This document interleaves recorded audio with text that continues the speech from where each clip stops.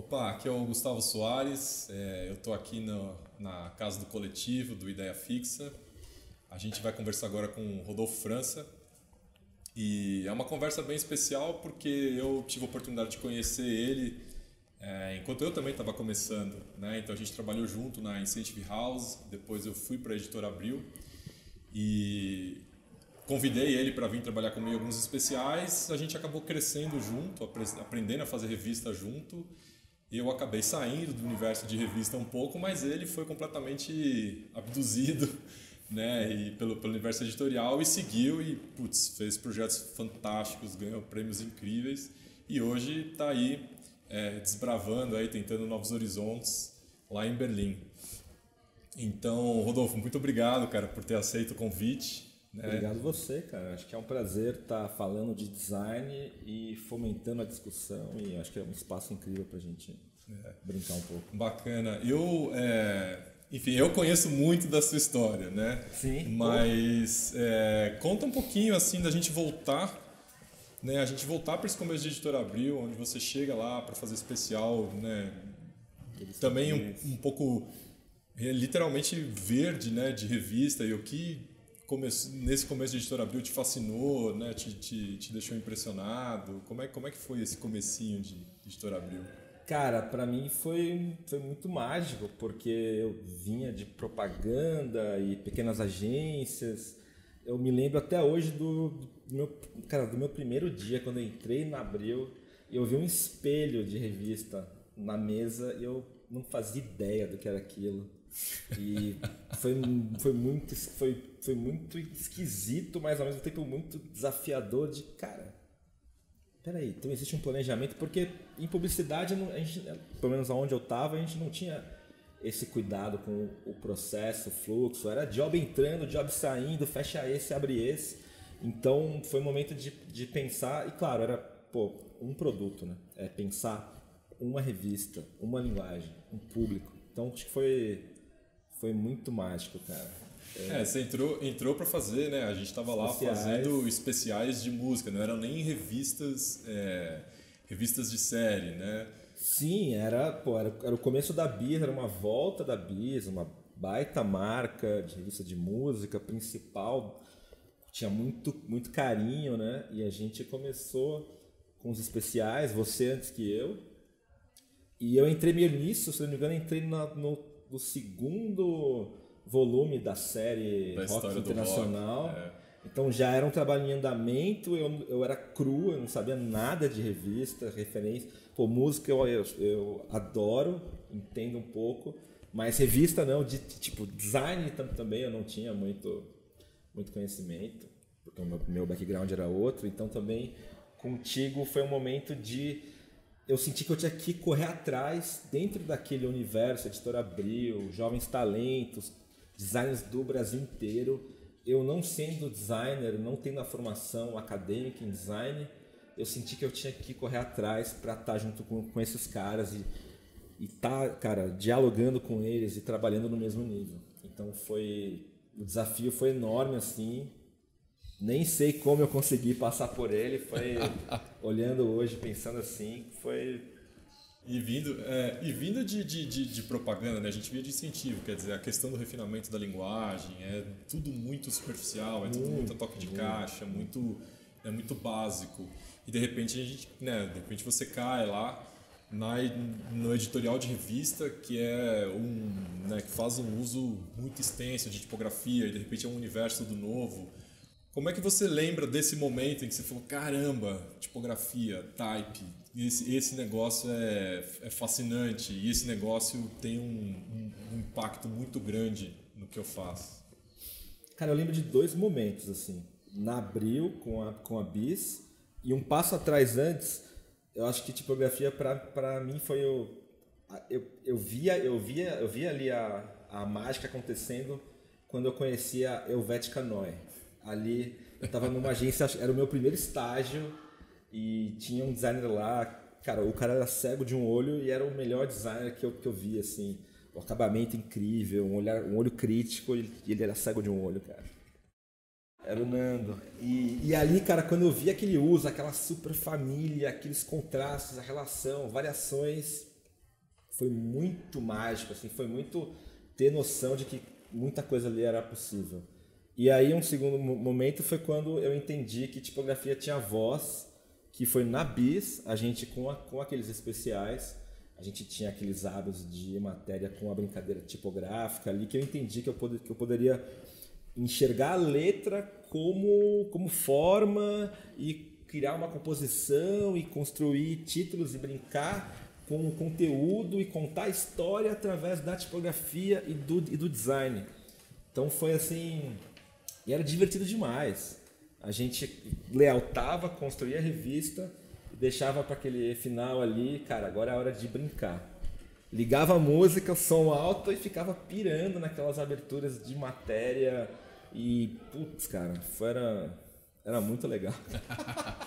Aí você você passa uma vivência muito interessante com o BIS, né? Teve como se fosse falar em termos de períodos, né? Teve uma fase comigo, depois teve uma fase com outro designer, Joana Amador, depois teve uma fase com a Renata Stefan, teve algumas fases. Você experimentou, né, pensamentos de uma galera, depois você também, né, saiu da BIS, foi assumir outras revistas, né? Você passou na época São Paulo, depois acho que você passou na Super Interessante também, Playboy, enfim, você rodou várias editoras e várias redações diferentes, né? Em que momento você olhou assim e falou, cara, agora eu sei fazer, né? Eu sei fazer a revista. Eu lembro que eu falava para você, cara, quando é que você vai fazer o seu projeto gráfico, cara? Sim. Quando é que assume logo, você está pronto para fazer? Cara, eu sempre pensei a minha carreira muito, sabe, com um planejamento muito ali, tentando saber, cara, eu preciso estar pronto para isso. Para chegar nesse nível, eu tenho que ter isso. Eu tinha essa cobrança muito forte, eu acho que isso me bloqueava para não aceitar certas ofertas. Diversas vezes aconteceu na minha carreira de diretores de redação. Sai o diretor de arte, sobra ali quem é o designer mais sênior, quem é o cara que mais entende a marca, quem é o cara... Tinha que ser eu ali. Eu tinha essa voz já, mesmo sendo só o designer sênior ou o designer intermediário. Eu sempre tinha ali um pé atrás. Cara, mas eu não sou tão foda quanto tal cara que eu admiro. Eu ainda... Peraí, eu vou ser diretor de arte, mas olha quem são os diretores de arte que estão no mercado. Eu não sou esses caras ainda. Eu posterguei muito isso até que eu recebi o convite e, pô, é o que você falou, eu passei por muitos lugares. Eu acho que isso é um pouco de herança da faculdade de propaganda, onde os caras te incentivam. É um mercado que você é muito incentivado a rodar e a conhecer processos e dinâmicas diferentes. E para mim, eu acho que foi incrível isso. Eu fiquei um tempinho na Trip, na Globo, na Condé Nast, trabalhei depois na Scala, ou seja, nas grandes editoras de São Paulo e do Brasil, eu consegui sugar um pouquinho de cada e montar a minha dinâmica, o meu processo. Mas foi na Vida Simples que eu senti que quando eu recebi o convite, eu acho que era a proposta certa, no momento certo. E apesar do prazo não ser... Eu não tinha 2 anos para fazer um projeto, eu tive 40 dias para... Então foi assim, foi muito interessante ter essa oportunidade. Tipo assim, eu acho que tinha uma expectativa dos meus amigos, dos meus colegas de trabalho, essa cobrança que muita gente, você também tinha, cara, faz o seu. E finalmente eu tive a chance. E ali, assim, eu achei que eu tava... Cara, na verdade eu acho que eu nunca vou estar pronto. Essa acho que é a real. Eu sempre vou precisar de mais, conhecer mais tipografia, mais fotografia, ilustração, infografia, data vis, enfim, tem uma gama de jornalismo mesmo, né? Acho que é importantíssimo o designer ter um conhecimento. Mas é isso, cara, na Vida Simples eu consegui fazer um projeto do meu jeito, do que eu queria. Era o Rodolfo ali tendo controle sobre cada parte do processo e muito focado no conteúdo, né? Que é o que eu acho que é um grande diferencial do design de revista, é você ter acesso e controle ao conteúdo. Claro que não são todas, acho que as revistas mensais te dão mais oportunidade de interagir com o conteúdo, sugerir coisas, ideias, matérias, pautas, mas na Vida Simples eu consegui fazer um projeto que do que saiu naquela primeira edição em outubro de 2012, eu queria que estivesse ali. Tudo teve meu dedo, eu tinha uma designer na equipe, mas, cara, a gente tinha que fechar a edição anterior do projeto antigo, então ela ficou mais... Porque ela tinha mais prática, eu tinha acabado de chegar na revista, ela tinha 1 ano e pouco, então ela tocou mais a edição com o projeto velho, então eu mergulhei nesse projeto novo, e foi tipo um filho saindo, foi aquele parto gostoso, natural, fluido, e foi muito legal o feedback disso. Eu acho que foi um projeto que depois, claro, prêmios e tudo mais, mas o leitor, cara, a gente faz revista pro leitor, não é pro meu ego, não é pro ego do jornalista, do editor, e o feedback dos leitores foi muito legal, assim. E aí você passa dessa fase, né, faz o seu primeiro projeto gráfico, aí engata outros projetos gráficos interessantes, né, a adaptação da L'Officiel para o Brasil, aí você dá uma consultoria para Galileu e aí você descobre esse universo muito bacana de ser, né, de fazer projetos gráficos, né, atuar como consultor com projetos gráficos. Como é que foi entrar nessa fase, estar nessa fase até hoje, né? Sim. Cara, eu acho que com o tempo eu fui aprendendo e criando gosto pelo criar. Eu ainda sou muito, muito apaixonado pelo fluxo, pelo dia a dia, mas a menina dos olhos ali é o projeto gráfico, é pensar soluções, é conceber cada milímetro da revista e poder trabalhar isso depois, ver como isso se comporta ao longo das edições. Revista é uma coisa muito viva, né? Você projeta uma coisa em 2012, de repente uma outra mídia aparece, o leitor muda, o comportamento de quem lê a revista muda, então você tem que estar atento a tudo isso, né? Não é só fechado aqui, impressa, revista, livro. Cara, hoje a mídia concorre com todo mundo, com Snapchat, Instagram, jornal, enfim, toda essa gama. E para mim criar projeto realmente é o suprassumo do design editorial. É onde você consegue emplacar ideias e testar coisas. Eu gosto de fazer projeto porque aí eu consigo ter o espaço para testar tipografias, testar ritmos diferentes, colunagens, grids, baselines, testar do macro ao micro, sabe, em um projeto e um tiro ali.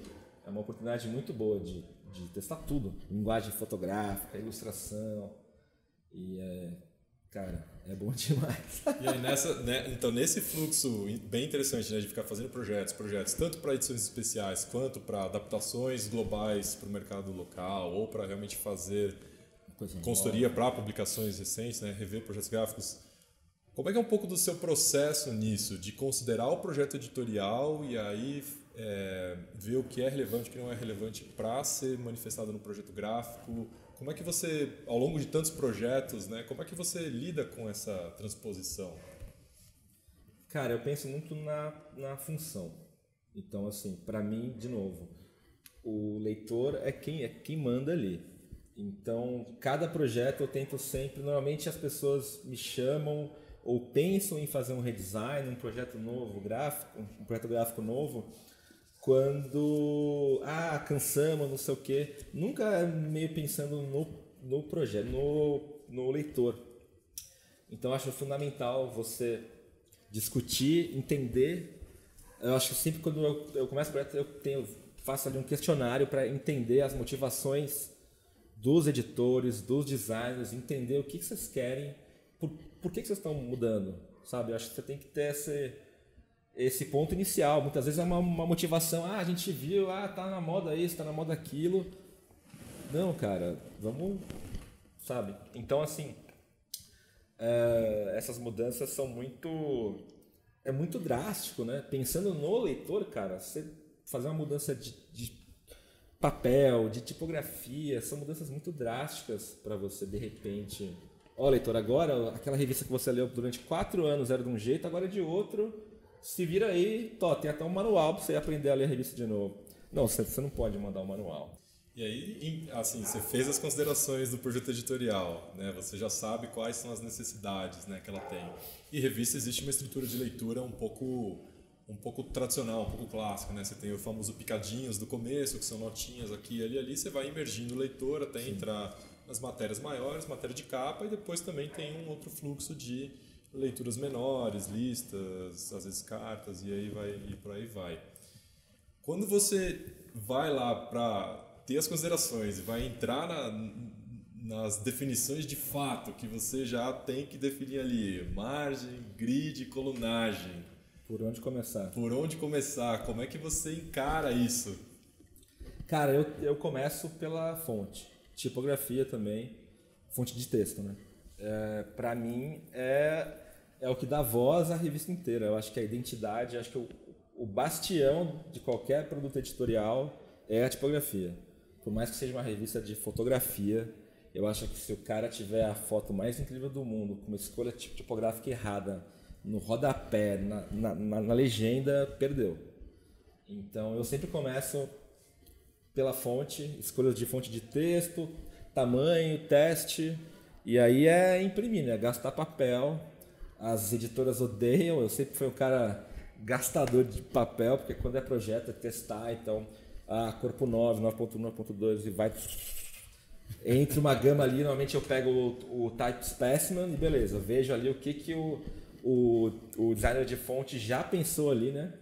Beleza, ele já me deixa ali, ok, entre 8,5 e 10, sei lá, chuta no alto. E eu começo a trabalhar em cima disso, entender, imprimir mancha e sentir para tomar as decisões de baseline, margens. Margens, na verdade, é que em revista a gente não tem tanto controle sobre o formato, né? Então, assim, 95% das revistas no Brasil tem o mesmo tamanho. Mas eu vou do micro, da tipografia, e vou expandindo para o macro, definindo baseline, as minhas guias, colunagem. E uma vez que eu tenho aquilo pronto, eu começo a pensar elementos gráficos e linguagem de foto, ilustração, ritmo. Aí eu vou entrando em design mesmo. Né, vai começar também a formatar as necessidades sociais. Né? A dar corpo às ideias, a entender que tem a seção. Isso que você comentou é muito interessante, que assim, esse formato de picadinho, né? A leitura que vem chegando, a gente entra nas grandes matérias, leitura de fôlego e desce, é uma coisa muito americana, né? Eles até têm o termo front of the book, back of the book, well, que é o filé ali, né? Que são as grandes matérias. Mas lá na Europa já é outra coisa. E então também tem a nossa escola é muito americana, né? Editora Abril, Globo, elas bebem muito dessa fonte americana. Esse ritmo de leitura, né, de curva de vem, emerge, lê bastante, depois relaxa. E na Europa você falou diferente. Como é que é lá na Europa? Eu acho que lá é muito regional. Tem muita coisa assim. Na Alemanha é uma coisa, os caras entram direto, índice e matéria de capa. Eles têm uma outra dinâmica. Na França as revistas são um pouco diferentes. Espanha eu acho que é mais como aqui também, mais uma coisa americanizada do front of the book, back of the book. Mas eu não tenho essa análise muito clara do que é na Europa ainda. Mas é um processo de estudo. Um comportamento de uma revista também que é digamos, uma revista de consumo, né? Que tem um volume de informações de leitura curta, depois um volume de informações de leitura de fôlego e tal. Lá, né, na Europa, como você está falando, os caras ainda consideram essas partes e só organizam elas de maneira diferente. Ou o jeito... Eu acho que microedição na Europa é uma coisa que não é tão forte quanto na América. E o uso de grid, eu sinto que na Europa, talvez pelo jeito europeu, essa coisa mais lenta e... É diferente, cara. As revistas elas são mais lentas. O ritmo, elas não tem um ritmo frenético, grid de 12 colunas, 10 variações tipográficas na mesma página. Você não acha isso nas revistas europeias, cara? Eu lembro de um amigo suíço, né, que estudou comigo e ele, assim, o fascínio dele era conseguir resolver uma revista com 4 pesos. Regular, bold, né, itálico e bold itálico. Sem serifa, né?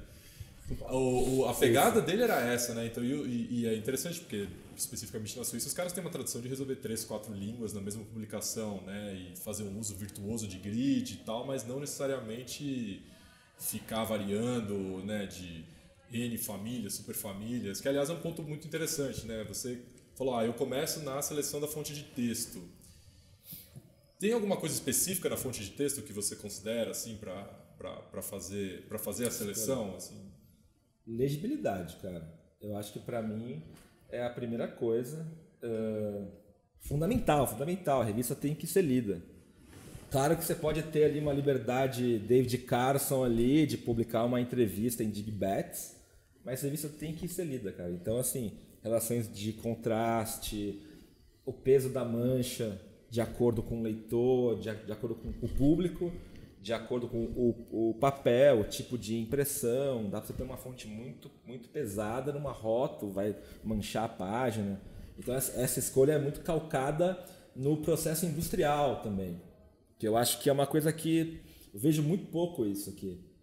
A pessoa escolhe a fonte por um gosto pessoal, por modismo, e esquece que tem toda uma etapa ali. Então você vê revistas manchadas de preto, a revista inteira, ninguém sabe por quê. Cara, essa fonte é muito pesada para esse tipo de papel. O teu papel não está segurando, o teu processo de impressão não está segurando.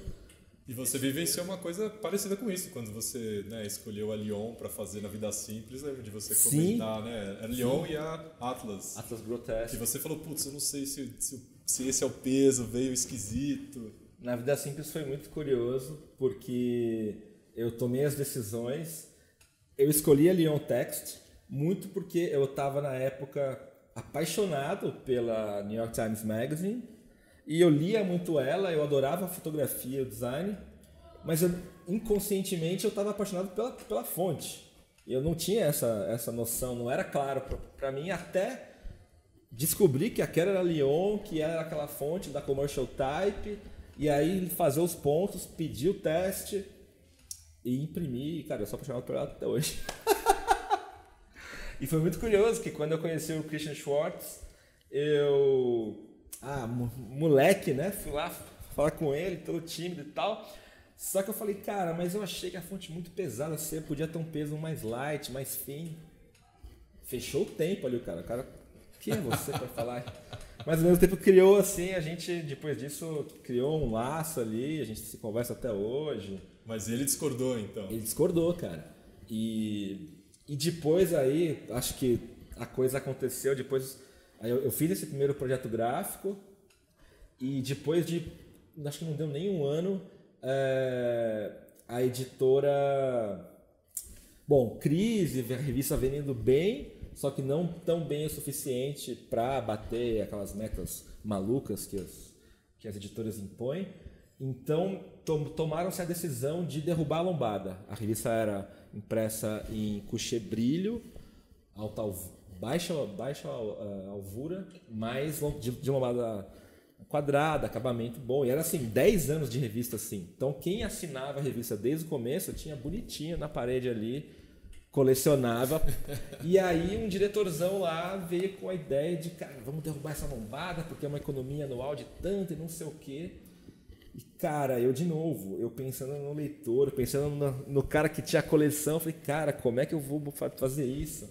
E a gente fez testes e mandamos imprimir a revista em lombada canoa para testar, para ver que ficava horrível. Na minha opinião, os caras de economia adoraram lá, né? O planejamento da revista, todo mundo, maravilhoso. E me veio a ideia de trocar o papel.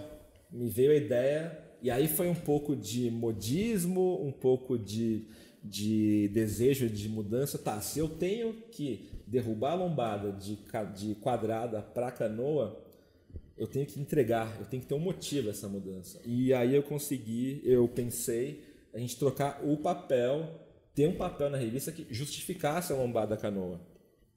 E aí, fomos pro offset alta alvura, papel lindo, papel de livro infantil, papel que é muito mais confortável, aconchegante de você pegar, a sensação tátil dele é muito gostosa.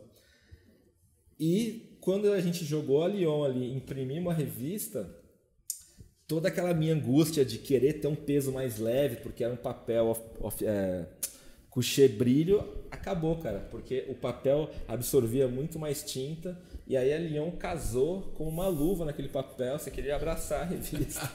Aí você mandou um e-mail pro Schwartz e falou, você tinha razão. E depois, o ano seguinte, eu fui lá para Nova York, Fiz a visita, trouxe para ele as duas, falei, cara, olha aqui como eram as questões, aquela reclamação que eu tinha feito, mas olha agora, obra do destino, trocamos papel e tá lindo. Ele adorou também, ele tem uma pilha de Vida Simples lá, para quem for na Commercial Type em Nova York, vai ver uma pilha ali, ele tem a pastinha Vida Simples. E foi um acaso muito gostoso, assim, e aí, bom, você tem, né, a gente falou um pouco da fonte de texto, né, você tem a decisão da fonte de texto, mas, especialmente no Brasil, a gente tem, diferente desse meu amigo suíço, que quer fazer tudo com uma fonte só, a gente tem um cenário que é muito característico, né, de ter ali a fonte de texto, que, enfim, resolve, né, seria o workhorse, né, que tem que ser confortável, bem legível, aguentar os papéis e tudo mais, e ter aquela fonte que a gente chama de display, né, que até é interessante falar, porque em momentos atrás eram super famílias com, né, super condensado, super estendido, super light, extra black. Como é que você passa, né? Então, beleza, você começou lá na sua seleção de texto e aí você fala, putz, beleza, eu vou precisar de uma fonte que segure os títulos, que dê um pouco mais de tempero, mais de identidade para a marca, para a leitura. Como é que você começa a compor essa paleta tipográfica? Eu busco muita fonte o tempo inteiro, né? Então eu estou sempre olhando para o mercado, para as referências, para quem está fazendo o quê. Recebo muita fonte no mailing, eu me cadastro em todos os mailings de Foundry. E então tem um pouco, as minhas escolhas são um pouco baseadas em coisas que eu quero testar, fontes que eu gostei de características estéticas e também de decisões editoriais, de open type, de recursos, de acentuação. Acho que até hoje a gente tem problemas de fontes americanas que não tem acento, tem algumas questões polêmicas aí. Mas também tem a questão de você olhar para o mercado, né? Você está fazendo uma revista de moda, você tem que olhar para a concorrência, para quem está fazendo aquele produto para o mesmo nicho, para o mesmo público. Então as decisões de tipografia de display são muito baseadas no que o outro também tá fazendo, seja uma moda ou seja para evitar cair na mesma fonte do meu concorrente. Eu lembrei agora de uma história, logo quando saiu o projeto gráfico da Galileu, ano passado, o Jorge, editor de arte da Super, na época ele me falou, cara, vocês usaram a Druk, eu estava quase usando, na verdade eu queria muito ela, mas aí a gente em discussão interna optou por uma outra fonte, mas foi quase assim, eu adoro a fonte, que legal. Mas aí imagina, caramba, Galileu e Super saindo praticamente no mesmo mês, com a mesma tipografia, display, alguém ia ter que optar por derrubar, alguém ia... Cara, ia ser o próprio leitor ia achar, cara, mas espera, o que está acontecendo aqui? Então, acho que você tem... Essas escolhas são muito, muito interessantes. Tem um outro caso, que na época eu me gabei assim e tal, foi muito interessante. Na Vida Simples, eu optei pela Atlas Grotesque, também da Commercial Type. Como minha tipografia sans serif, né? Para box, para corpos menores. E display também, porque a Vida Simples ela é uma revista que não exigia esse tempero na tipografia, né? Eu acho que ela tinha que ter uma voz mais plena, mais suave. E o Espaço em Branco, por exemplo, era o cara que tinha voz ali. E quem dava a identidade para o projeto. E eu usava a Atlas, ela tinha acabado de ser... Foi lançada no mesmo ano, não me recordo. E aí no ano seguinte eu tinha ido para Nova York para a festa do SPD, porque eu era finalista com uma matéria da Vida Simples e aproveitei para visitar as redações, conhecer a galera, né? Aquela coisa de os meus ídolos estão aqui, vamos conhecer, apresentar a revista, mostrar, enfim.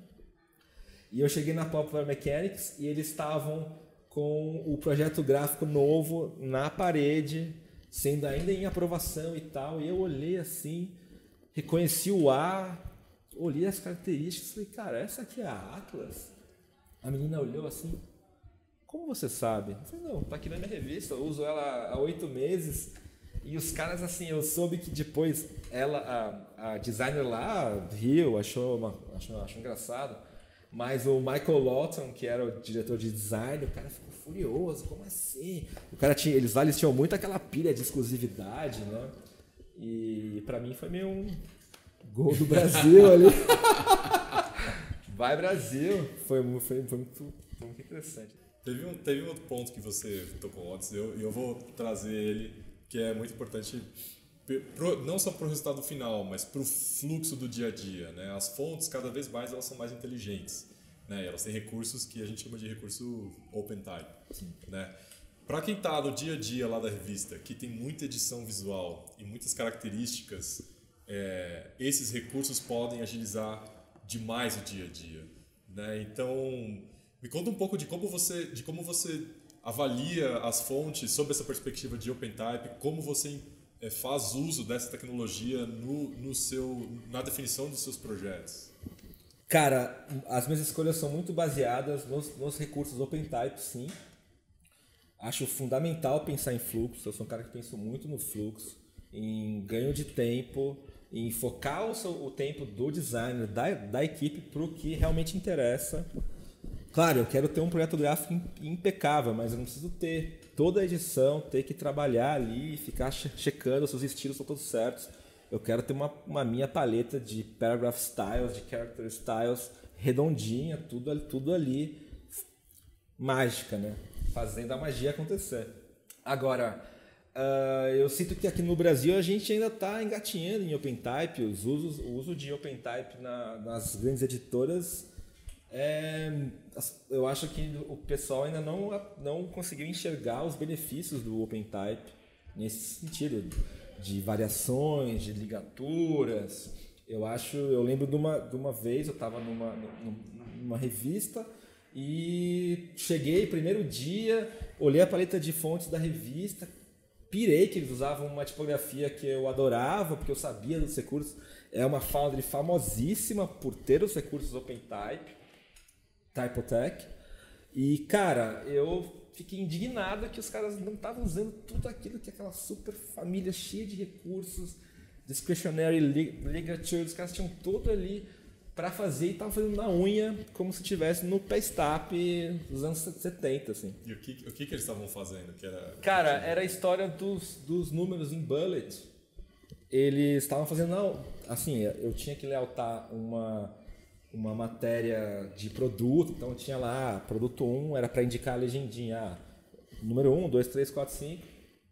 E os caras faziam a bolinha em vetor, e aí pegava a fonte, corpo 5, 4, sei lá, e aplicava em cima, sendo que eles tinham ali uma baita fonte incrível, que tinha isso pronto, só com um atalho ali, você resolvia. Era um fundo de cor e a bolinha, o número vazado. Na verdade, o número em branco, enfim. E aí eu falei, cara, eu imprimi o Type Specimen, levei na mesa do diretor de arte e falei, cara, reparei numa coisa aqui, vocês não estão usando, mas você sabe que essa fonte tem isso, aquilo? E o cara não sabia, assim, eles não sabiam, e isso acontece direto. Durante a minha vida eu vi isso direto, cara. As pessoas perderem a oportunidade de usar um recurso, uma função, um peso. Outra história que eu lembrei agora, já vi várias vezes, quando a tipografia tem ali a variação de small caps. Então você tem lá nome da fonte, Roman SC. Como um arquivo separado. Como um arquivo né? separado. Versalete. E ninguém sabia o que é esse SC. E tá ok, você vê, tá tudo em caixa alta, mas não saber a função, não entender. Então acho que falta muito. O que eu sempre falo, conheça as suas fontes. Cara, quando você vai fazer uma escolha, você tem que mergulhar na fonte, você tem que ter intimidade com ela, conhecer cada glifo, entender toda a dinâmica, entender o momento histórico que o tipógrafo pensou aquela fonte, ou por que o type designer moleque fez um revival daquilo, ou se o cara pensou naquilo para ter escorrido, se é display, se é... Cara, você tem que ter essa intimidade, você tem que ter uma escolha certeira e estudar isso, porque senão você perde oportunidades de resolver a tua vida, o teu dia a dia, com soluções de estilos, muito porque você não tem o conhecimento. Isso é fascinante porque em revista, né, a edição, né, a microedição tende a ser muito grande.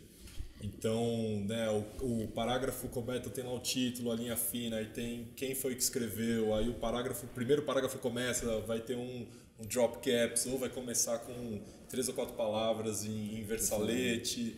E aí tem tudo que acontece dentro daquele parágrafo, né? Se você quer dar um destaque para alguma coisa ou não.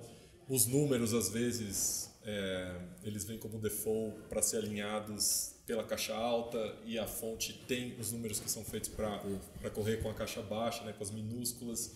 Acho que revista é um cenário muito oportuno para você pensar e tirar proveito de tecnologia, né? Na tecnologia da fonte, e uma oportunidade para você ter um fluxo azeitado, né? E eu sei que você trabalha de uma maneira muito meticulosa com isso, né? De definir os seus templates de uma maneira muito estruturada, de definir os seus estilos de parágrafo, os seus estilos de caractere.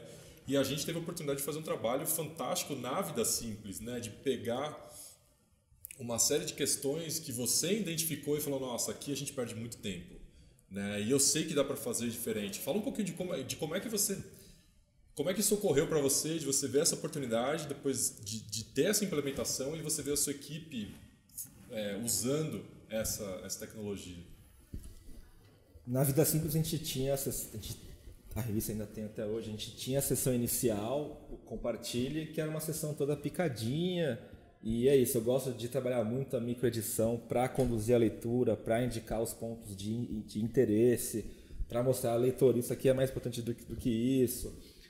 E eu, puxa, apesar de ter feito ali toda a minha paleta de estilos bonitinhas, ainda se perdia muito tempo na conversão do conteúdo do Word para o InCopy, para o InDesign. A gente acabava perdendo estilos ali. E conversando contigo, a gente decidiu fazer um plugin, um script, desculpa. A gente decidiu fazer um script para resolver essa questão, para manter a ordem dos arquivos e ganhar em fluxo e ganhar em tempo. E foi realmente um ganho, a gente gastava uma semana para executar a sessão, porque o texto chegava aos poucos também, né? Então você tinha, faça essa notinha aqui, define estilo, mas realmente ali era um projeto que tinha muita microedição. Você tinha, nossa, foi o ápice ali, eu gastei até, nem sei se eu passei do limite na hierarquia, na microedição, mas tendo ali o plugin, tendo ali o script, a gente conseguia automatizar toda essa parte de controle de hierarquias, de tipografias. Então, se o estilo A acontecia, vinha o B, vinha o C, vinha o D, vinha o E. Aí que eu acho que eu exagerei, né? Devia ir até o J, K. Mas foi um grande fluxo incrível. A gente resolvia uma sessão de 14 páginas que demorava 5 dias ali, a gente resolvia em 6 horas, em um dia de trabalho. Esse negócio é interessante, né? Porque a tecnologia, a gente pode fazer um uso muito grande da tecnologia, né? E ela pode agilizar muita coisa.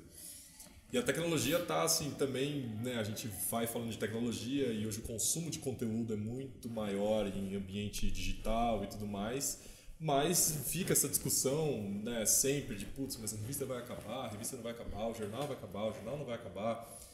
Então tem certamente, né, no universo de revista ainda mais, né, como isso está mexendo, né, mexe demais. Como é que você está vendo essa leitura que vai muito por digital, mas que também ainda existe muito no impresso? Como é que você está vendo essa relação de tecnologia nessa experiência de leitura dessas várias plataformas? Cara, eu vejo muito a questão da relevância. O quanto aquele conteúdo é relevante a ponto de ser impresso e entrar num processo industrial de impressão, distribuição. E eu acho que isso é que vai determinar um pouco do futuro. Esse conteúdo que eu tenho, ele é mais relevante se eu distribuir ele pelo Facebook ou se eu imprimir ele para sair daqui a 32 dias. Eu acho que a relevância é fundamental nesse ponto. E eu acho que lá fora tem gente pensando nisso, tem grandes editoras investindo. Eu me lembro de um case da Sports Illustrated, onde eles, lá em 2011, eles pensaram na estrutura de redação como com foco no conteúdo. Então, quando eles têm uma ideia de pauta, eles pensam para qual é a melhor mídia para aquela pauta, para aquele conteúdo. Então, uma ideia pode virar um ensaio de fotos no Tumblr deles, ou aquela ideia pode virar um vídeo para o YouTube, pro Instagram agora, ou ela pode ser um baita ensaio de fotos na edição impressa. E eu acho que isso vai determinar se esse título, se esse tipo de revista continua no papel ou se o destino dele é digital, é no iWatch, se é no Oculus Rift, se é no tablet, se é no que vier. Outro case que eu acho interessante de adaptação de formato, a Wired italiana, ela era um título incrível, uma edição mensal, e a editora optou por terminar o título, só manter a presença online, digital, e depois eles voltaram atrás com um novo pensamento. Não sei se foi um feedback negativo de leitor que sentiu falta do papel, ou se foi uma escolha deles, mas hoje eles têm uma revista que eles cravaram o conceito de bookazine, meio livro, meio revista. É uma periodicidade diferente, é quadrimestral. A revista tem um papel especial, ela é um produto mais premium, o preço não é tão mais caro.